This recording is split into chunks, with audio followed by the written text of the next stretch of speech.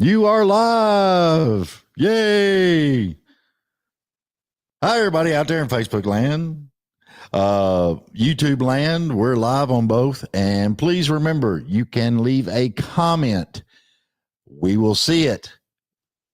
If you're nice and say good things, we'll make it known on the air. December 7th, A-Blaze Entertainment is doing a auction. We're going to have various items. I think there's a guitar. There's some other stuff. They're going to do an auction to help out with a lot of good charities over the holiday seasons. And they're going to do the auction, make sure the money goes to the right people, make sure it goes all the way through to the right people. And it's a good thing. So y'all have to check it out. Go to ablazeentertainment.net. And December 16th, Christmas for a Cause. No, Christmas for Kids. Did I say that right? Christmas for Kids? Christmas for Kids. Christmas for Kids. I'm sure there is a Christmas. How many times can we say that real quick? Christmas for Kids. I Christmas. Can't. I barely said it once. Hey, you did good for the one. Christmas for Kids. We are going to do the bus thing again. It's going to be awesome. The David Bradley show is going to be on one of the tour buses. We've got Chris Stapleton. We got Old Crow Medicine Show. We've got a lot of good people coming out there. Kirsty Krause, our guest that we just had on a few minutes ago, Billy Joe, is going to be there. Lord, it's a big thing. These bus drivers decorate these buses up. They are awarded a prize at the end of the voting and everything else. They have independent voters walk around and check out the buses. Mr. and Miss Claus will probably be there. Y'all get the kids. Y'all come on out to Hendersonville. Go to christmasforkids.com. Get all your information there. Bring the kids. Get out of the house. Come on down. It's on a Monday night, I believe. Come down there. It's from 5 till 9. Let the kids check out the buses. Y'all meet some really good artists and one crazy old podcaster, and have fun. Christmas is for the kids, y'all. That's all I can say. It's right there. Our next guest, he's hilarious. I swear he's hilarious. He's putting up with me. But y'all have got to listen to Will Wesley. Where's he at? Pull Will up. Let's say hi to Will. Hi, Will. Hey, man, it's good to be here. It's always a pleasure. It's good. Will Wesley here in the studio. Yay. Well, in your studio. I'm in my studio. That's right. We're meeting on Zoom land.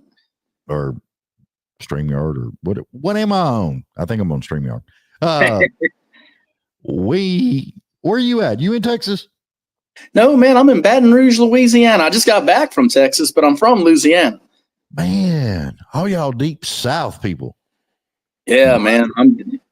I'm deep here in the South. I'm talking ride alligators to work deep.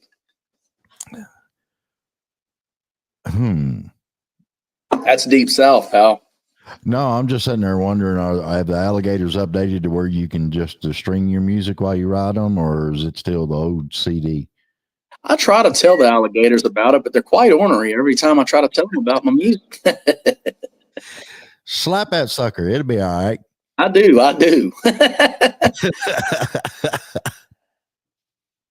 You all right over, Caitlin? My mind went somewhere else.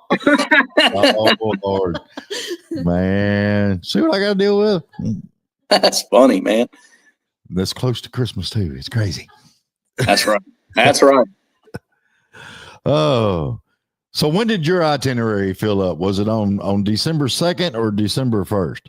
I got to be honest with you, man. It has been one heck of a busy year, and I think my itinerary started filling up around July. See, you got me beat. Yeah, man, it's just been everything. This past year, we went everywhere from the Whiskey a Go Go to Europe. Wow.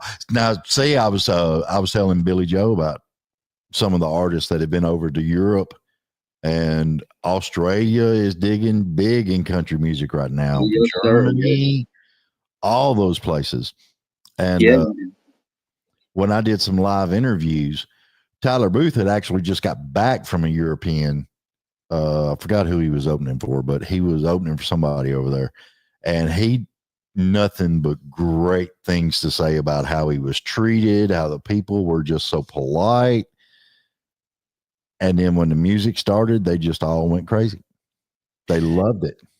You know, it truly is. He's telling the truth. You know, it's a different world over there. I go every year. I tour Switzerland with a good friend of mine, Florian Fox. He's a big country artist over there, and I started out playing the blues over there many years ago, and in about 3 years, for the past 3 years, Florian would bring me over there because I'm in country music, you know, and I would have never guessed how deep they love country music and how authentically country they are. They Yeah. really have a love for authentic classic country music. It's a very wonderful experience every time I go. Well, I haven't been. It's on my list. Oh yeah, You know, the bucket list. oh yeah. I keep telling everybody, y'all, when you go, please buy extra large suitcase so I can fit in it. I'll work for my food. I'm good. You know, We're all musicians. We're all used to that. I'll stand up there and introduce you and all kinds of stuff. It don't matter to me. I just want to have some fun. Well, don't shoot me now. I'll bring you along. I'm that kind of fella. But I don't know. This year I'm going to Milan, Italy, right after I leave Switzerland. So you'd have to get ready to go on a bit of a jump. Ooh, dude. Wonder if I could podcast from Milan. I'm certain you can. Just from a nice Italian restaurant. That'd be great. There we go. Ooh, real pasta. First thing on my mind, too. Yeah. God, get over there and actually have a real good Italian dinner. Wouldn't that be nice? I'm looking forward to it. Me and my wife manager are very excited about this year. I would be too. That would be an awesome thing. But what's wild though, I was listening to your stuff and everything. You actually really started off doing more blues than anything else. It's very true. You know, I have a bit of a backstory there. You know, growing up, my dad was a guitar player, so he was more into classic country and rhythm and blues. He lived in both of those worlds. So coming up, I didn't initially start out as a singer, man. I started out as a guitarist and a session guitarist. Yeah. So here in Baton Rouge, the blues is very big, you know. So, you know, when I first started learning how to pick a guitar, I started out in classic country music, and then I started getting into jazz, blues, and eventually rock and roll and all that stuff because I had to learn every style of music to basically record in the studio. And from there, you know, I started realizing I wanted to, I love songwriting, and I started writing my own music, which leaned more towards country and Americana and country rock. Yeah. And that's when I started getting back to my roots and going more into like Merle Haggard style and loving all the classic country. So I have a bit of a mixed bag there because I spent many years playing the blues, and I won a few international blues competitions regionally. And then I just kind of went back to my roots and started doing country music, something I always loved. Yeah, because I was looking at some of the stuff, and that was one thing I wanted to say. Dude, you picked the hell out of that damn thing. Well, thank you, man. I appreciate it. You know, it's always been something I love, man. Guitar picking is just from Chet Atkins to B.B. King to it doesn't matter who it is. I just always had a love for great guitar pickers, and I just try my best to be one of those guys. Yeah, you know, it's I push because I grew up during the Hee Haw thing. Oh yeah, Buck Owens. You know, you had Buck Owens, you had Roy Clark, you had all these great guests and everything, you know, and I say it all the daggum time. Even Eddie Van Halen said, you know, somebody asked Eddie Van Halen one time, how does it feel to be the greatest guitar in the world? Roy Clark. the best guitar player in the world. And he said, I don't know, let's ask Roy Clark. That's what I saw that same interview, man. And, I can actually verify that's the truth because I had the honor a couple of years ago. My manager at the time before he passed away had me doing a show in Williamsburg, Ohio. Yeah. And what was cool about this show, I was playing for the veterans, and one of the guests there was a lady named Diane Goodwin. And she was one of the original Hee Haw girls. And she also dated Elvis Presley. And we got to talking about the old Hee Haw days and, what it meant to her. And she was talking about how amazing Roy Clark was and how even Eddie Van Halen gave him props for that. So that is very true. What's wild is I ran across some old footage of Roy Clark. And he was on, I think he was on a Telecaster. Yeah. But he was playing to the crowd. And I don't mean just playing the guitar. I mean really playing to the crowd.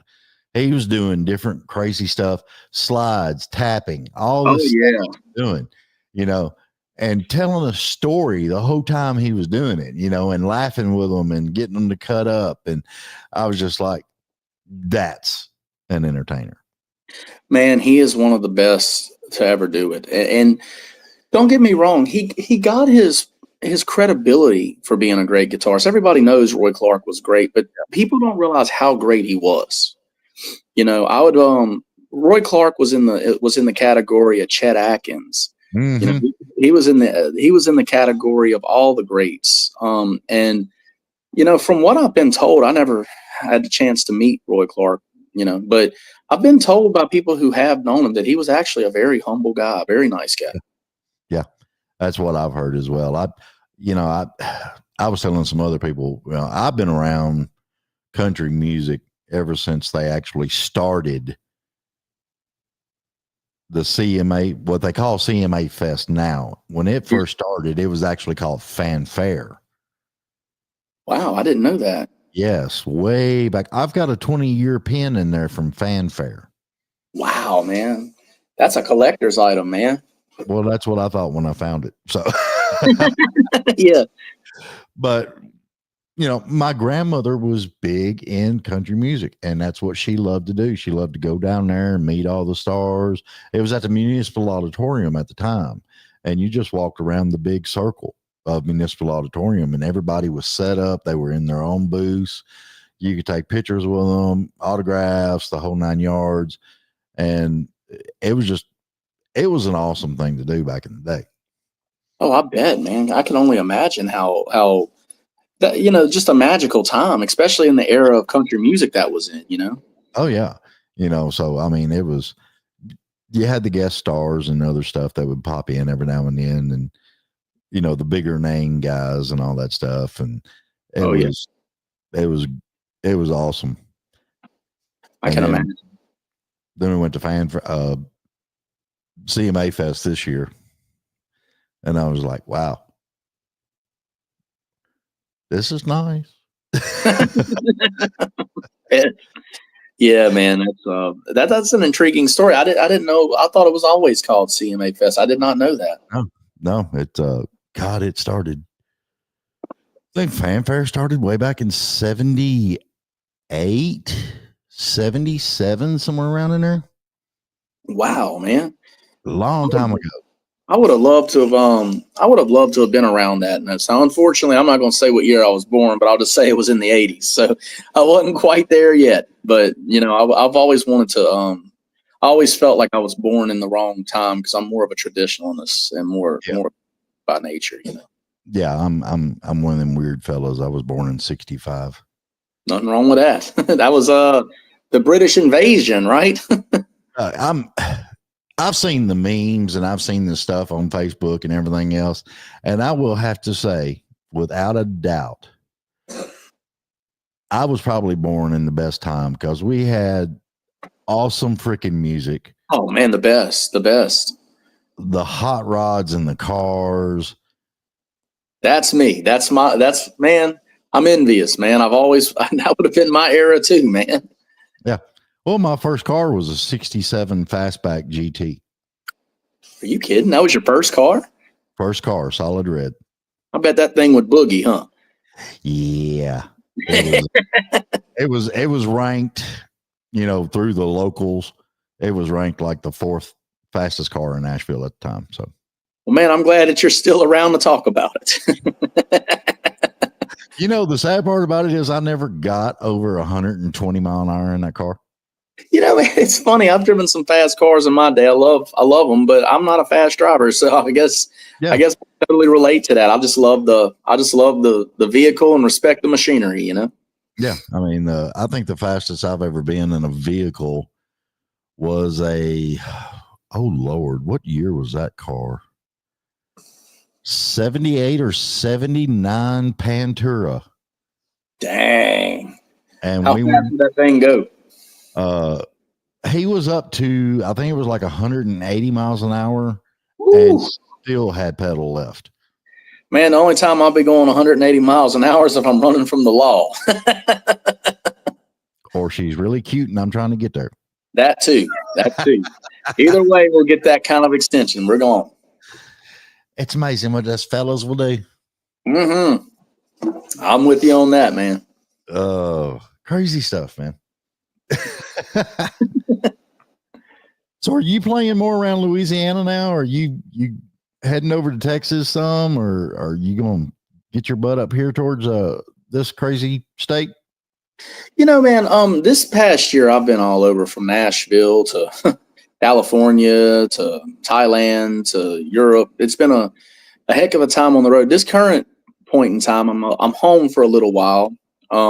We do have some Texas dates coming up. We got some Houston dates coming up in the new year already. Like I said, we're talking about Europe and Italy, but right now I've been kind of home for the holidays the best I could. I wrapped up a couple shows in Texas and Oklahoma, and I made it back here to Louisiana. Yeah. For the next month or so, I'm going to be more at home, just doing some small shows at home. But that's when I decided 1st of December that I was just going to do. Me and Scott got together and put all y'all together, and Tuesday and Wednesday, and I was just live streaming all of it. Yeah. So 5 artists live stream, and then I've got one more show to do, and it is going to be the end of season 2 for me. Congrats, man.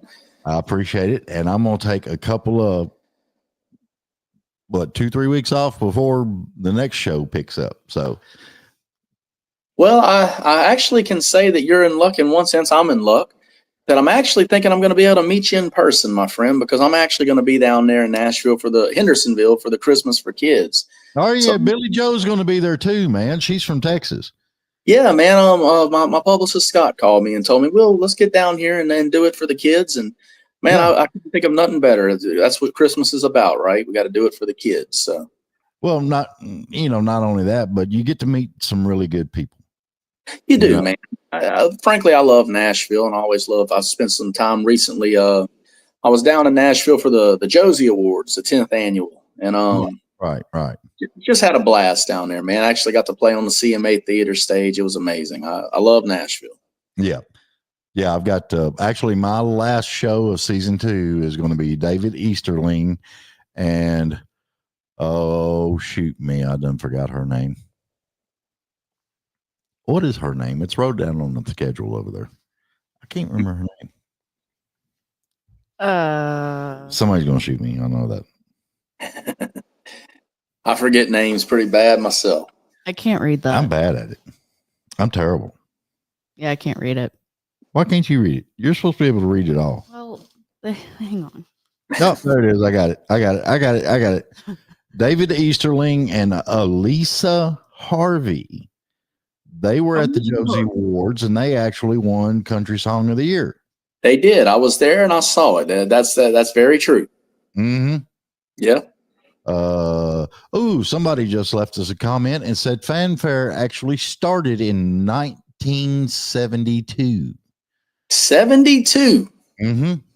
Wow. Well, look, thank you for leaving that comment. I like to consider myself a bit of a music historian. I love to learn new things, and I did not know that. I always thought it was CMA Fest, so that goes to show what I know.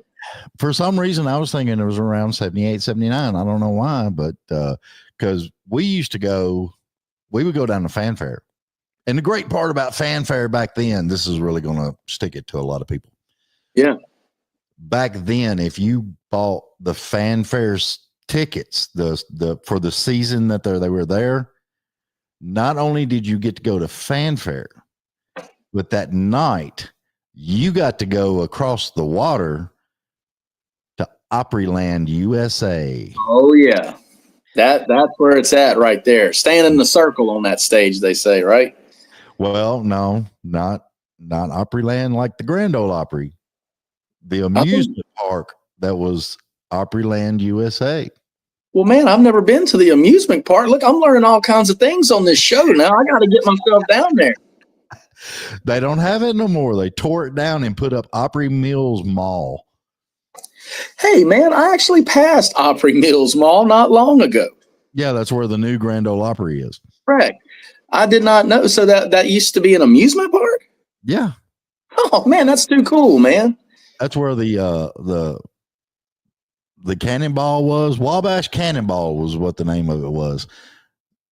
They had all kinds of stuff out there, all kinds of rides, and it was every daggum bit of it was country themed. It was awesome. Man, I would have loved to have seen something like that. Man, you've seen all the cool stuff, man. I got pictures somewhere.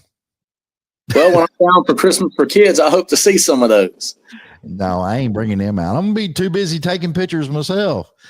Right, you gotta meet them kids. That's right.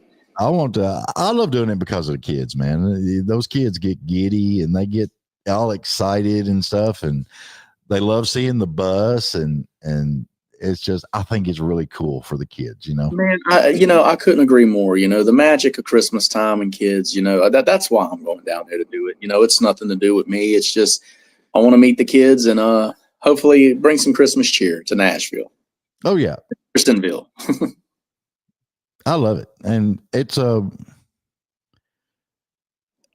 I think what they do, the Christmas for Kids people, how they help out with taking them on shopping sprees, the less fortunate kids and stuff, and taking them to shopping sprees and pizza dinner and all kinds of stuff they do with these kids it is phenomenal.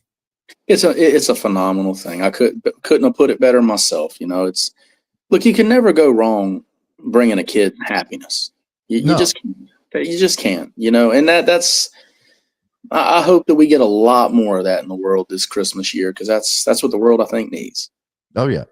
I'll tell you what, anytime anybody, I don't care who you are, anytime you're feeling depressed or pissed off at the world or whatever the hell you got to do, go to Instagram or YouTube or Facebook and look up Laughing Kids and see these like little 1-year-old to like 4-year-old kids just laughing their butt off about stupid crap. Yeah. Turns your mood completely around, man. Complete serotonin release. It's the best thing ever. It really is. Oh yeah. So we got to cover this because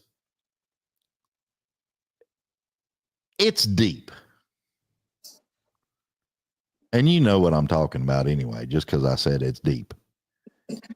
I'm not going to lie. I'm wondering. 12 o'clock in Texas.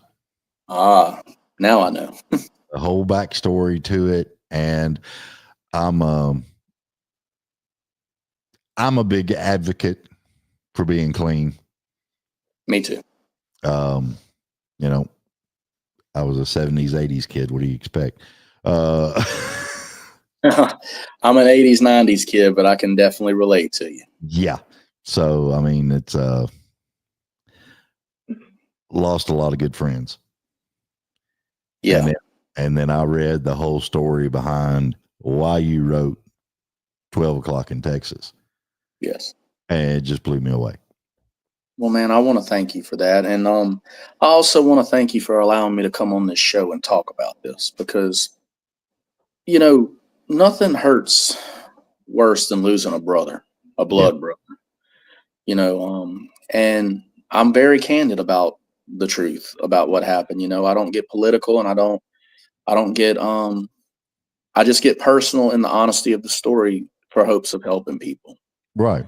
And with my brother Daniel, he was, we were very close, but Daniel, I've seen go from making $150,000 a year. He had a great job. He was a computer programmer to borrowing money for cigarettes on the street, man. Yeah. And with 12 o'clock in Texas, a lot of people had asked, well, what was the inspiration, being that you're from Louisiana? Why Texas? Well, the truth of the story is that my brother Daniel was, he worked when he had hit rock bottom. He started working for me as a roadie, just doing anything he could to make money while we were on the road. And Right.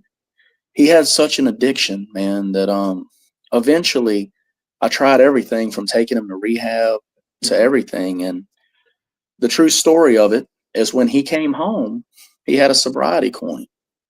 Right. And he tried to present this to the courts, because he had done gotten in a lot of trouble with the law, to be honest. And Mhm. from that, he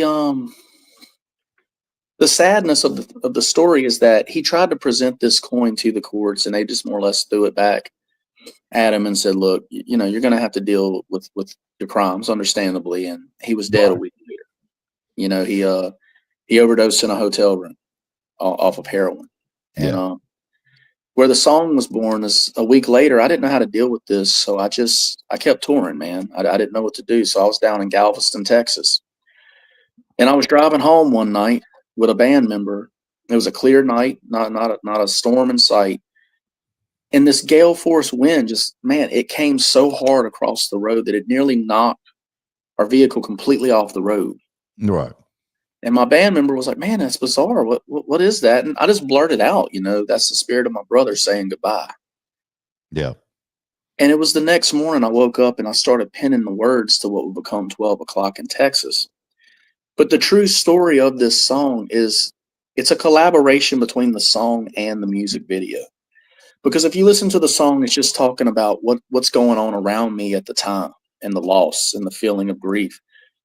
But the music video goes all the way back to 1995 and starts telling the story of these two brothers, and how one went one way and one went the other.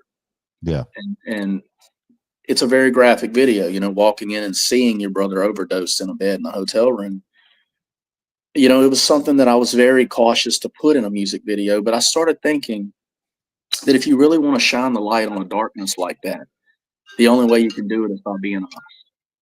And that's really why I decided to be as graphic as we were in the music videos, because we're trying to shine light on, look, man, this is a problem across our nation, and it's a very sad thing. And I'm an advocate for sobriety. You know, I've quit drinking many years ago, and I'm just like you. I believe in sobriety. Yeah. And you know, it's I've I've lost several friends that were close friends, and it wasn't alcohol, it was the other crap. Yeah, And there the was, dirt, as they call it. yeah, and it was just it was hard as hell, because Yeah. you knew they were doing it, you knew they were on it, and no matter what you did, it was just like hitting a brick wall. You couldn't talk them out of it, you couldn't really help them, and they would always twist everything around to where, It was you and not them. yeah, and give me some money. You want to help me? Just give me some money.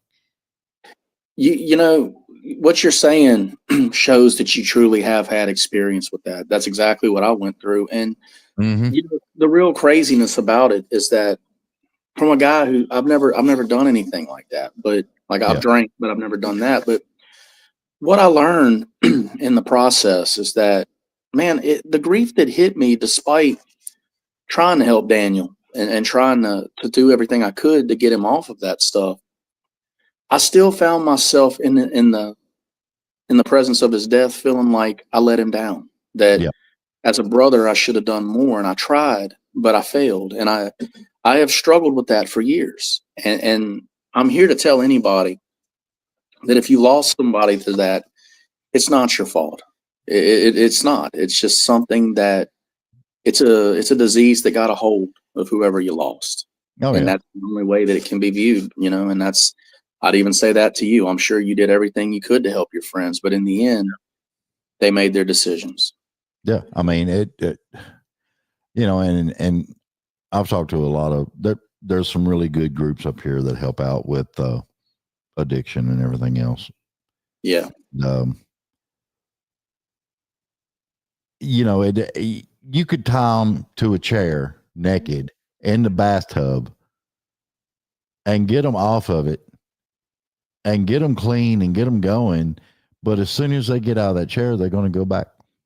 They're going to go back.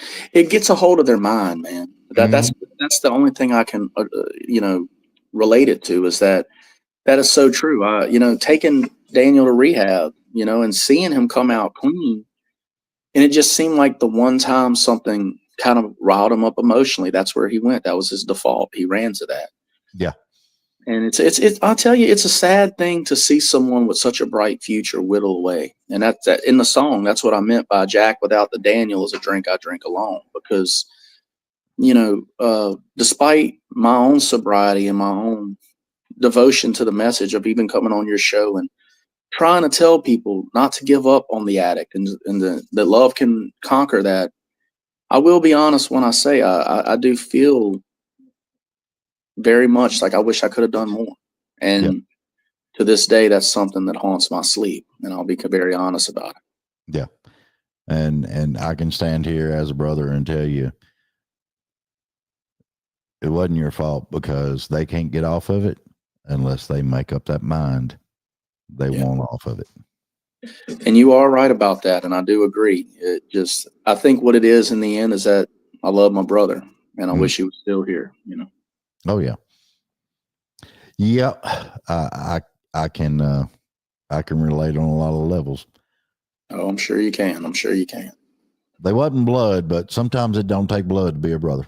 No, it doesn't, man. I've got some friends in this world that I consider closest blood and brothers. Mm-hmm. I totally can understand that. I can.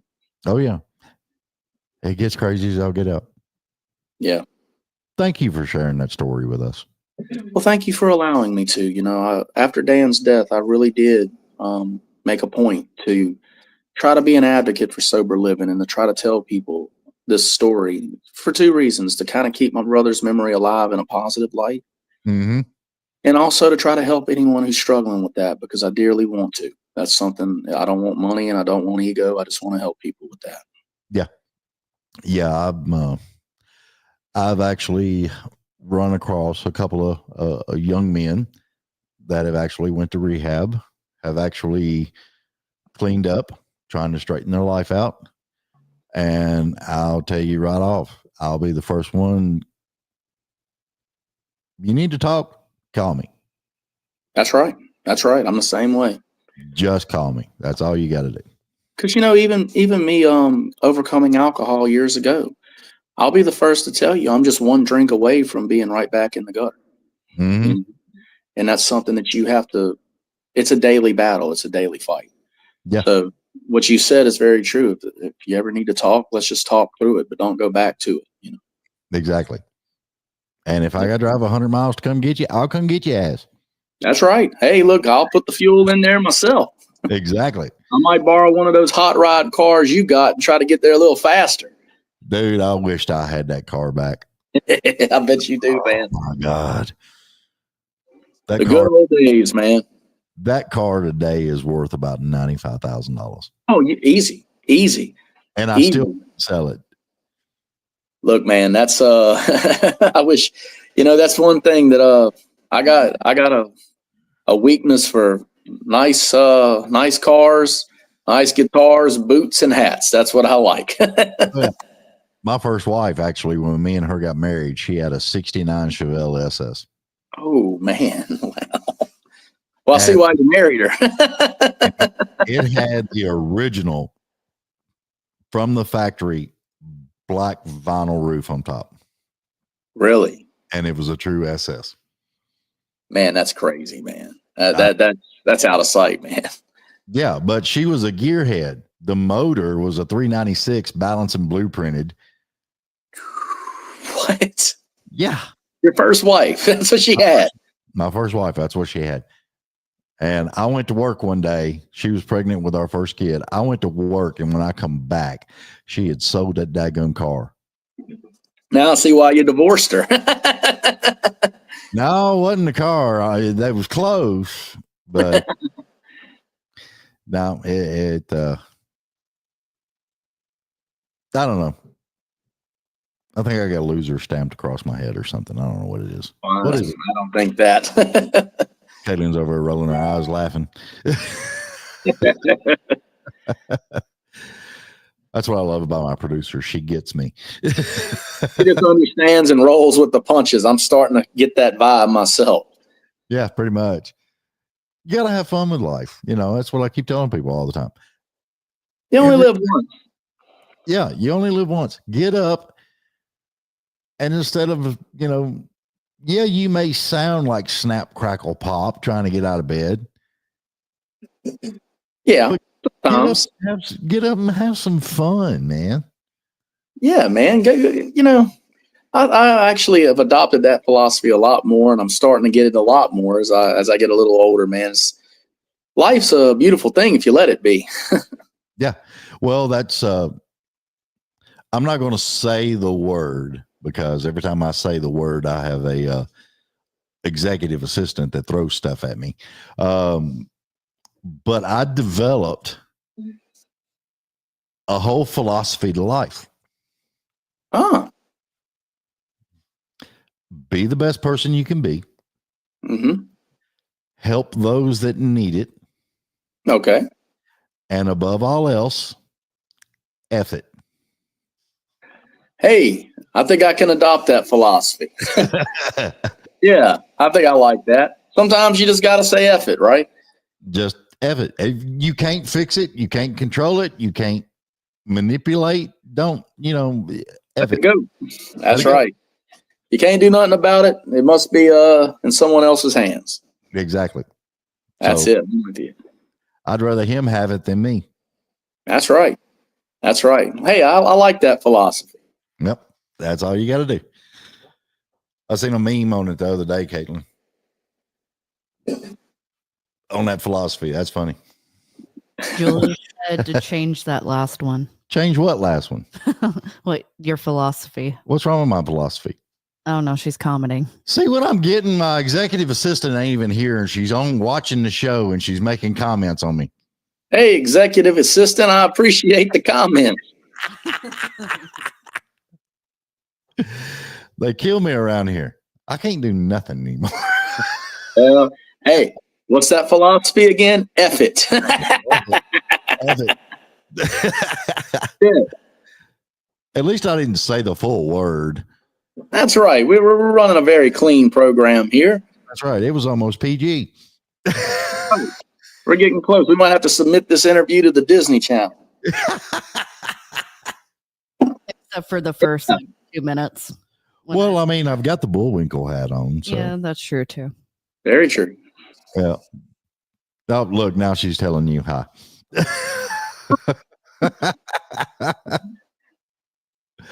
You need an executive assistant. I might pawn her off. Well, I can always use a little bit of help over here at Wesley Incorporated, so why not? I don't know. You go to Germany, she might hop on board on that one. So, well, it's looking like that very well may be happening. At least Italy. So we're heading. So yeah. There you go,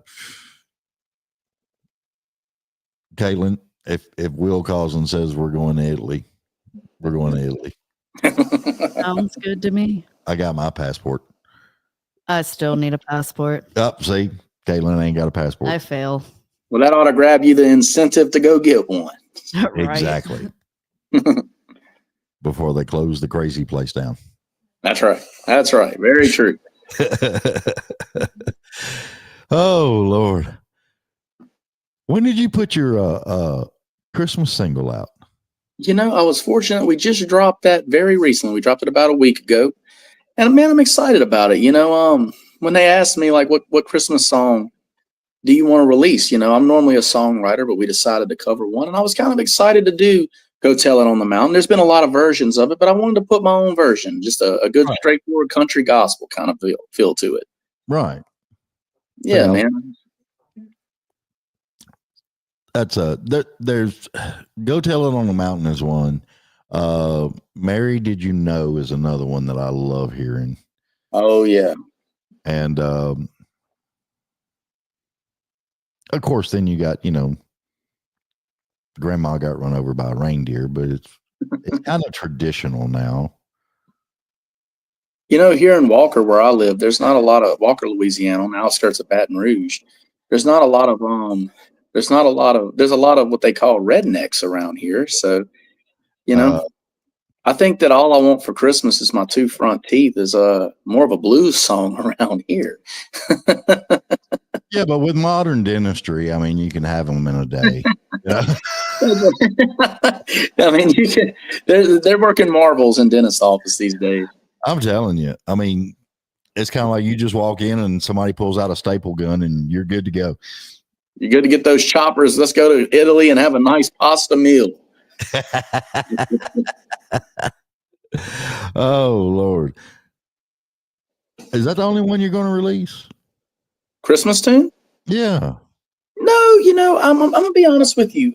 I'm actually considering this year writing my own Christmas song, because let's be honest, we keep on hearing the Christmas tunes over and over again. I think I'm going to come up with my own version of a Christmas song. I'm going to go to working on that very soon. Yeah. See, the one that I really kind of like my all-time favorite is the Bing Crosby version of I'm Dreaming of a White Christmas. Oh man, that's a timeless classic. That's a timeless classic. Last year I was actually able, we got in touch with their estate, and I was very glad to release Brenda Lee's "Rocking Around the Christmas Tree," which was a good classic. But you want to know, my favorite Christmas song is a lot of people say an overplayed, just saturated song. I love "Please Come Home for Christmas." Maybe it appeals to my blues roots, but I've always loved "Please Come Home for Christmas." Yeah. Yeah, it is a good one. Yeah, man, I've always loved that one. And then funny tidbit, I get accused of going down bunny trails all the time. So Brenda Lee actually was in the same class as my mother. They knew each other from high school. Wow, man. Small world, huh? Well, Nashville's a small town. Yeah, very true. Except for lately.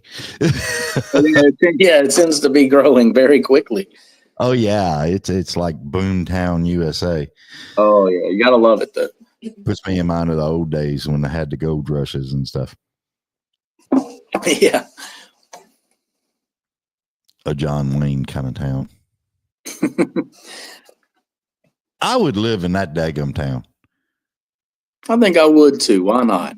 There's not many towns I wouldn't live in, to be honest with you. I just go where the wind blows. Yep, pretty much. Yep. It's the way I like to live. Just have some fun. How many people you got in your band? Say that again? I said, how many people do you have in your band? It varies. Sometimes I'll go out, if it's a smaller show, I'll go out as a 3-piece, but I also can go out as a 4, 5, 6, or 7-piece, depending on what we're bringing, steel and fiddles. And, it really just appeals to the show, Yeah, because I was one of the YouTube videos I was watching on you, it was a bass and a drummer. Mm-hmm. And I was like, but I've listened to your stuff, and some of your stuff, you can hear there's other instruments in there, and I'm just like, okay, maybe this was just done for the video, Yeah, no, a lot of times for our studio recordings, we do bring the big band in, but I am happy to say that they're all members of the band. Now we've had special guests on our songs, like Michael Cleveland. On fiddle, fantastic fiddle players, played all over the world, but for the most part, the guitar, the bass, the drums, the piano, the harmonies, all that's done right out of the Will Wesley band. So I'm happy to say that. Awesome. I love that. Yeah, man. We've been together a while, so we know the ropes. Well, I'll be honest with you. The whole story, everything else, your roots, where you come from, everything you've done, my hat's off to you because you're just kicking butt. Well, man, I want to thank you for that. That's really kind words to say, and I'm always glad to be on your show, man. I always want to come back and talk too. Oh yeah. Well, we'll have to get you up here from Louisiana to sit in the studio. That's what we got to do. I would love that. I'm always around, so I can do that. Yeah, because I mean, we can do some fried chicken and hang out and. Oh yeah. You're talking my language. Let's do this. I'm telling you. Get some good mashed taters going. Yes, sir. That's what I was waiting on, that look. Caitlin gave me waiting on the look. Well, I'm looking at the screen and you're just staring off in space. Yeah. Oh, it was funny for a minute. You got to do those every now and then. Oh yeah. Why in the heck have I got Pam and Julie talking on the comment section of my show? They're having a conversation with themselves. Hey, Pam and Julie and assistant. Someone on YouTube expunged. Yeah, Expunge was the one that told us about Fanfare, started in 1972. Yeah. Very cool. Yeah, it's awesome with all get out stuff that you find out and you learn. Yeah. Granddaddy always told me, he said, always get up every morning and learn all you can, because one day you're going to wake up with a little bit of cockiness and think you know it all. That's the day you really need to stay back in bed. You know what? I can respect those words. It seems like the more you think you learn, the more you got to relearn it again. Yeah. Yeah, I'll go with that. And I'm 59 now, so I probably forgot more than I learned. So I'm already experiencing that, so it ain't gonna get no better, I reckon. No, it just gets nuts. All right. Will, we're gonna get off here, and I'm gonna see you December 16th down at the Christmas for Kids. That's right. Tell everybody where they can find you. So gladly, man. You can find all of my music videos on my website and everything else from tour dates to bio at willwesleymusic.com. Anywhere you stream your music, I'm there. Spotify, Apple, Pandora. And also you can shoot over to YouTube and check out my music videos there and a lot of other things. I'm pretty easy to find these days. Just willwesleymusic.com. And the wife manager has got you all hooked up. She's got me all hooked up. She's over here right now. See, as you're getting weird looks from your end, I'm getting them from mine. So we got something in common. When you mentioned fried chicken and potatoes, she was like, Will, you're on a diet and you got to run. So, yeah, things have changed since my rowdy honky tonk upbringing. It's like a little angel on your side right there just tapping you going, no. Depends on the day. It could be an angel or it can be a devil. Welcome to married life. Wait a minute. That's a new song. Angels and devils. Devils and Christmas for Kids. That's my next Christmas song. There we go. All right, Bill, it's been an honor having you on. Man, it's been an honor being here. God bless you. And I hope that y'all have a very Merry Christmas and Happy New Year's. Y'all too. And we'll see you at the Christmas for Kids. And we'll have some fun. We'll talk. We're going to have some fun. I can't wait to see you. All right, you too, buddy. And we'll talk to y'all later. Now I'm tongue tied. I got to eat. We'll holler at you later, buddy. And Caitlin, take us away. We're out of here. Love y'all. Mean it. See you. Bye.